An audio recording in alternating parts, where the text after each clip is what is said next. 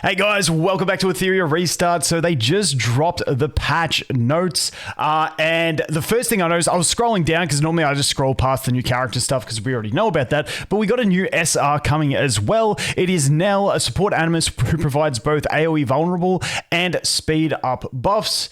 Not too sure what else she has. Once we get some info on her kit, I will make a video and let you guys know. But she's an SR. She is Disorder, which leads me to think that she may be the rate up SR on the SSR banner for Lilium. That's the way I hope it works. We'll have to wait and see. Once again, I don't think it said it specifically anywhere here. I tried to read through it as best I could, but you know, maybe I missed something. We'll have to wait and see.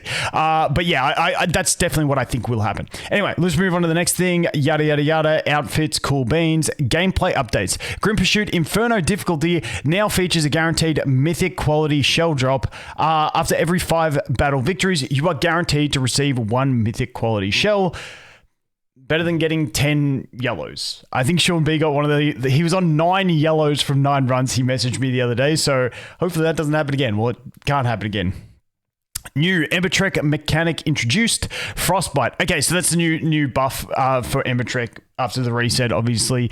Secret stages have been added to Ember Trek. Not too sure what that is. You guys let me know if you know what secret stages are. Is that something that's in the text, but I just don't read the text in-game? We'll have to wait and see. Summon Arena Season 1 is opening. New Arena loadout feature. A dedicated gear loadout system available exclusively in Arena Realm mode. You can create specialized competitive builds for your Animus based on team compositions without affecting your regular PvE builds. This is great. Now, I'm not too sure if the PvE side of the whole gear setup is going to be there yet, but at least we have the PvE and PvP separation. That's a huge one. Now, Jack did speak about the idea of having, like, you know, your Nico Nana run. Once you start that, it equips all that gear. Once you start your Doki run, it equips that gear. Don't know if that's going to be there, but this is the big one for me because it means now you can play some PvP and have fun in it. You know, while still grinding PvE. I think that is absolutely fantastic. Battle balance adjustments. After the conclusion of this, here it is. Okay, here it is. Okay, let's take a look. Balance adjustments. But following the first RTA season, we've made several balance changes. Okay, let's just read it. The following changes are listed as the final effects when both Animus and their skills are fully leveled up. Okay, level 5. Okay, max skill. Okay, so it looks like Hell Kid getting buffed. Basic speed increased from 111 to 117. Can reach 127 when upgraded to 6 stars. Shroud Barrier, his skill 3, is now increased the amount that it does. Okay, last time they had these things, green was a nerf and red was a buff. It looks like they've switched it to green to be buff. So I'm like kind of getting confused in my own head with what's going on. Okay, so deals 3 hits. Yeah, it's just a buff to his numbers. Maybe Hellkid sees some play. I don't think... Yeah, I'm not too sure. We'll have to wait and see. Well, it's going to depend on other balances here as well. Holden got a buff. Are we... Deals 3 hits of damage equal to 110, getting buffed to 125 own defense, and has a 25% chance to... Okay. All right, Holden getting a buff. There you go. Moving on from that, what's the next buff for him? Exclusive passive. Upon entering battle, gains 12% counter rate and 6% final damage for every 5. Wow. Holden, get around the guy. Like, he's massive in PvP already. And he's getting a buff. Maybe, I don't know. Let me know what you guys think. Did Holden need a buff? I didn't. I thought he was in a good place, but he's even better now. Okay. Chloros deals damage each time Doom is used. Final damage permanently increases by 35% up to a maximum of 105%. If this skill kills a target. Okay, so it ramps up quicker and has a 5% higher ceiling now is essentially what that does. Rahu, basic attack, going up to 380% of own defense. Maybe Rahu, let's just see. It goes from 350 to 380% of own defense with an 80% chance to inflict defense down for 1 turn. Interesting. That's going to be really nice for my slow team that is running Rengokutsu, which uses him as my main DPS with that skill 1 maxed. Okay, skill 3. Gains def up for 2 turns. And gains 2 stacks of Wrath when dealing damage. Okay, so the damage of his basic attack and his skill 3 both got buffed. And the def break chance on his basic attack got buffed. Honestly, I'm happy with that because I got me Rahu built. Anyway, I don't think Rahu is as dominant in PvP as Holden, but there you go. That is the change there. Moving on to the next one, Real Mocha. Final damage increases by 1%. Okay, so we got a raw damage output increase for Real Mocha on the skill 2. And then the skill 3 has had... Okay, we go up to 100% chance to inflict stun, and it gets a damage increase. Cool beans. Fucho. The 4th and... What's this? Prowess effect. Oh, okay, it's changed from... Yeah, the prowess. They had accuracy in her prowess, which made no sense because she didn't really need accuracy. So they've changed that to effect resistance. That's what's happening there. Oboro. Okay, at the start of the turn, takes indirect damage equal to 100% of the applied's attack. Okay, maybe... You know what I think this is? Because I guess is she the only bleeder in the game currently? I think she is. Like, she's so awkward because bleeding, you need to have attack for the damage. I think she needs crit to land it. And then you need accuracy to get, like, you need accuracy, crit, and attack. And so, like, you feel like you can't get damage out of Oboro, like, because she needs so much to actually make it work. And then you've got to sacrifice so much attack on the other stats just to get the bleed happening that you just don't deal any damage. So I'm assuming that's why that is. Maybe they got a new character coming in with bleed or something in the future, and they're just trying to get bleed set. Don't know. Gray deals damage to all enemies, additional 160. So Gray getting a damage increase there. Chiaki, which one's this? Chiaki folds numerous origamis to heal all allies. Okay, it's the healing one. It gives you 3 stacks instead of 2 now. Okay, not too bad. Rin, Wild Rampage. This is not Rin the Unbound. This is the red one. Okay, so we get a small shield gets an increase. Okay. The cooldown of this skill is reduced from 4 turns to 3 turns. Okay, so now we have a defense buff with a shield with a 3-turn cooldown. That is much better for her, especially in PvE situations through the early game. I don't know if she's going to be necessary to build at any situation for most people in the game, but maybe for new players, like this could be a more valuable character for your sustain type purposes. Tsutomu. This is the dude where his skill 3, when it crit, I think it needs to crit and then it can put heal block and buff block. Skill 2 hits of 200% damage, so he's getting damage buff and a chance increase to steal the buff. And then his skill 3 has just had a raw damage increase. Cool beans. Marvel. Okay, so Marvel's skill 3 that got nerfed preseason has now been buffed to go back to 4-turn cooldown at max. Kind of makes sense because he was a really annoying threat in early stages. Like beta, he was so bad because people didn't get to build proper accounts. And I don't think having that at a 4-turn cooldown is an issue because it, like, people were annoyed at him in PvP, but that nerf to him was PvE essentially. So now he could be used functionally in PvE again because it's got the reduced cooldown. Maybe. I'm probably not going to build mine now because I got my teams kind of sorted, but we'll see. Mizuki Makoto, base speed increase. Okay, this is the chick with the big gloves that has the defense buff and the strip.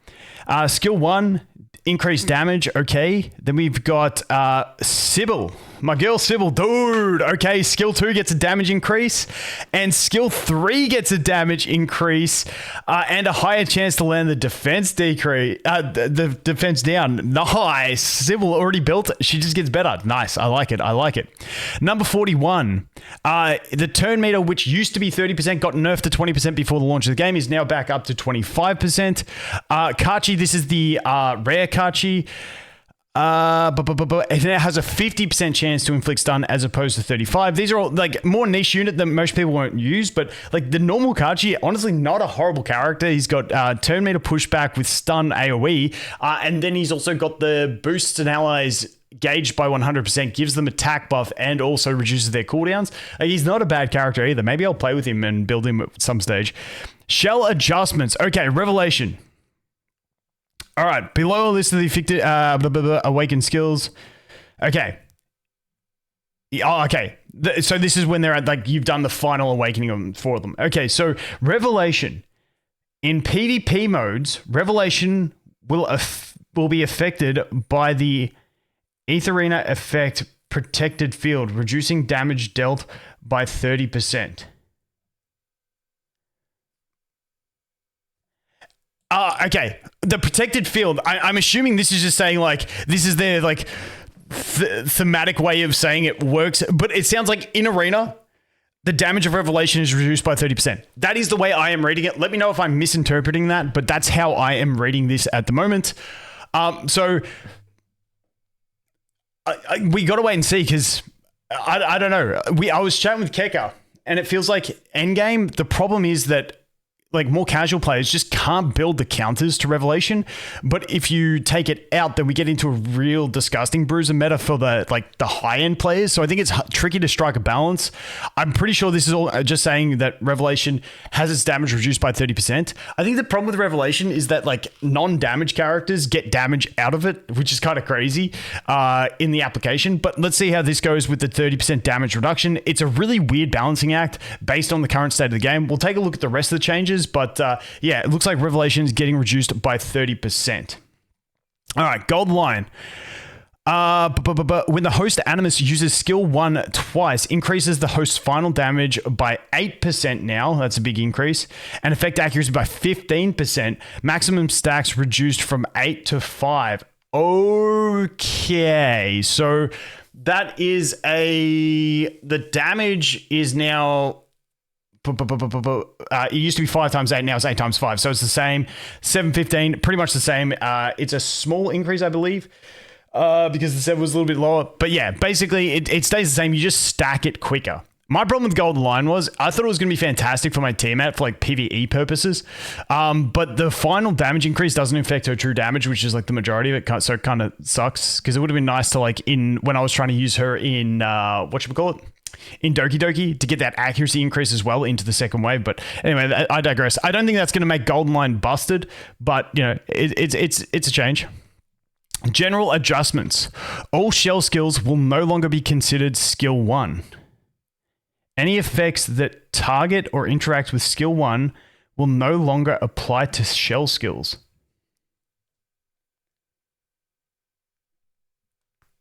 I can't think of an instance of that. Someone let me know in the comments if you guys know what that's talking about. I'm trying to think of a passive on a character that refers to the skill 1 and then the shell's getting the bonus on it. Like I think to like Kaz where she has her pushback when she attacks sleeping enemies as her passive, and the shell, if she hits like with a shell, like a jackal or something, that will also cause the pushback, but that's part of her passive and it's not required on skill 1, so I'm not too sure exactly what that is. Module adjustments, Keen Eye, can no longer be triggered by damage from shells. Okay, so that is all of the balance changes. My big takeaway from that is little reduction, 30% reduction on Revelation, and Holden getting a buff. Like those are the two things that I remembered the most from this whole thing. So Holden's going to be an absolute monster. Revelation is still going to be very, very strong in my opinion. The 30% is not nothing, but it's still going to do big damage. So I think they're tweaking it small. And the other big thing is my girl Sybil getting a buff as well. But yeah, that's kind of, let me know what you guys think. I don't think this is like completely like earth shattering, but that could be a wrong take. You guys let me know. I think we're just going to jump in and see how it goes. But yeah, reduce damage by 30%. Like if you built for Revelation, it's still viable. The good thing I like is that it's only in PvP modes as well. So now we know that they can balance things separate in PvE and PvP, which is a great thing to have because, you know, like Revelation, especially for like people entering into like Doki Doki trying to build their first team, most people are relying on Revelation for damage. So I think that's pretty good. Like a good start. Let's see how this goes. Let me know what you guys think about Revelation there. Let's go back out and take a look at the rest of the notes as well. I went back up to the top. Let's go back to where we were. Where were we? So that was the balance changes, which was here. Okay, issue fixes. Corrected skill description. The final effect of Healing Mist applies Aqua Shield to all allies equal to 14% of a max HP, not 12. To me, these are, when these say issues, I'm assuming that it's correcting text and everything works the same. Fixed an issue with the in-buff tips for Animus Doki Doki's skill. whatever. At level 5, were inconsistent with the skill description and character profile. I got no idea what that is. Fixed an issue where the in-battle buff tips of Andrew were inconsistent with the skill description of the character profile. Okay, I'm not too sure on these ones, guys. I'm not going to dive too deep into these. If it's a big thing, we can make separate videos on them. Corrected the boss mechanic description for Dahlia in the Ember Trek. Okay, fixed an incorrect description of the special mechanic to the last breath in Anti-Sync Enko's Heinrich. Corrected a mistake in the description of Shell Amber regarding its effect trigger order. Amber's skill should restore max HP first, then remove all applied effects. Okay. So that's like the teammate. It restores the HP, she gains the stacks, then she loses the stacks. So if she gains the stacks from the HP, that means she should transform and then lose the transformation because she loses it. Anyway, I'm not going to get too caught up in that. We'll just wait and see in some battles.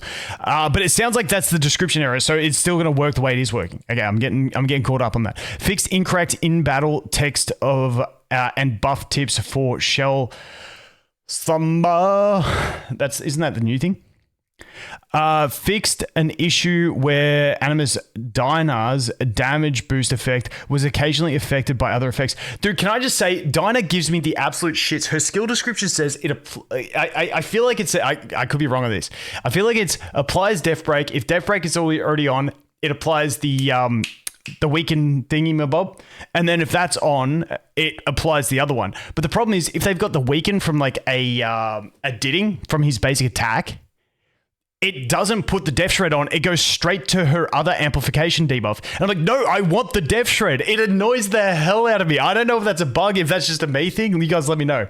Fixed an issue where Valerian's Deep Sleep skill could reallocate HP such as the current HP exceeded the new maximum HP of being sealed. Interactions with with like Doki Doki destroyed HP. I'm assuming that's what that is.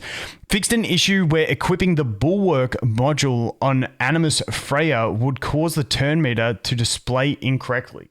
Now, this one, I need to know if this is like on anyone, because normally when you start an arena match, if you have Bulwark on and you have Freya on your team, you get that initial boost from receiving the buff. I don't think that's doing anything to this. I'm guessing when Freya had it, her meter was displayed wrong.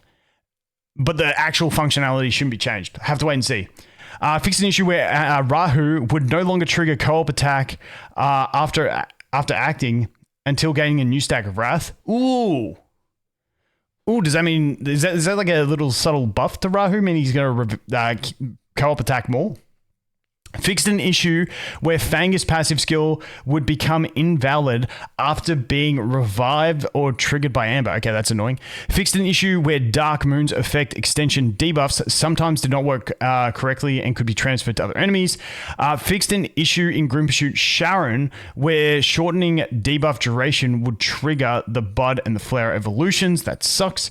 Fixed an issue where Chloros Doomtoll effect could transfer abnormally under... Okay, not too sure what that is. Ember gameplay fixed in the issue where using Eagle Eye near treasure chests in Ember Trek would cause abnormal behavior. Okay, fixed an issue where encountering certain enemies in the first time in Archive would not unlock respective entries. Okay, I think this is just a bunch of fluff. Phantom Theater could not deploy characters. Yeah, this one was annoying. Fixed an issue where Phantom Theater could not deploy characters under poor network conditions. Dude, I feel like it's just like every second time I jump into there, it's like Ally is using them or something like that, and I just can't deploy characters and I have to just exit. Where deploying teammate characters in Phantom Theater could result in... Maybe it was this one I'm talking about. Fixed an issue where some tasks in the past... fixed an issue where United Front boss Salone could trigger Animus counterattacks. Fixed an abnormal initial turn meter issue in the United Front boss Salone. Okay. Fixed an issue in United Front where... unit bonuses and abnormal effects could be affected by forgetfulness. That's the Celine's debuff, isn't it? That cancels passive. All right, others. Leaderboards, resolve the issues in chat. Fix shell recycle that might incorrectly affect related quests. Okay. Fixed an error. Fixed Ethernet rally, Nico Nana, where automatic battle failed to lock onto the boss. Okay, this just looks like a bunch of fluff. I'm not going to read through all of these things. Optimizations and adjustments. Enhanced strategy functionality. Added lineup recommendations for daily high... for daily high difficulty challenges in the top tier Animus setup based enhanced strategy functionality, added lineup recommendations for daily high difficulty challenges with curated top tier Animus setups based on daily. Is that like wolves, or is that just everywhere? Not too sure. Formation feature optimizations. After the update, formation will now save both shell and module equipment statuses for the Animus. The original formation quick access menu has been removed. You can now save your current team setup and equipment directly to formations. During the deployment phase for each stage, wait. Please note that any lineup saved in the previous formation feature will be cleared. Okay, is this what we're talking about with the gear setups? Now we're saving teams with all their gear as opposed to just having gear preloadouts. I believe that's what this is saying. This is nice. This plus the arena split is basically everything we were looking for. Unless I'm reading that wrong. Hopefully that's awesome. Added a display for initial turn meter, improved continuous battle stability, revised conditions for achievement, yada, yada, yada, improved event descriptions, removed daily donation limit, adjusted the rewards for the last 3 diamond events in Chaku Ring Adventure to be tripled. Okay. Adjusted the description of Hyperlink Charter Animus Fate 3. Don't even know what that is. I think that's one of those story things. Improved restriction prompts when purchasing arena ticket. Lowered stage requirements for daily tasks. Okay. Reduced the damage dealt by the odd vice when he's an enemy. Okay. Optimize the battle effects of Jada's skill. Okay. Increased participation rewards and victories and defeats in Summon Arena. Victory now grants 200 decisive emblems and defeat now grants 50. I wonder if they're going to increase the cap because now I only have to do 10 battles. 10 wins as opposed I don't know. Let's see. Hopefully the cap gets increased. Improved battle results screen performance. Improved the visual effects for certain characters in game. Improved adaptation. Improved overall game stability, if I could speak. Anyway, that is it. So the big things from this one is it looks like we're getting the formations function, which is good for PvE, and we're splitting PvP. So now we're going to have the split gear. It looks like our gear quality of life is getting improved, which is fantastic. We've got the new character coming out. We've got the new balance changes. The big thing is 30% reduction on Revelation. Holden getting a buff. My girl Sybil getting a buff. My Rahu's getting a buff. You can go check out all that stuff again if you want. But nothing that seems absolutely earth-shattering in the balance changes, in my opinion. And obviously, we're getting the 2 new characters. So that is everything in the patch notes. Holy shit, it was a big one. I'm going to shut up now. I'll update you guys if I find out anything else. As always, thanks for watching. Hope you have an awesome day, and I look forward to seeing the next one. Cheers.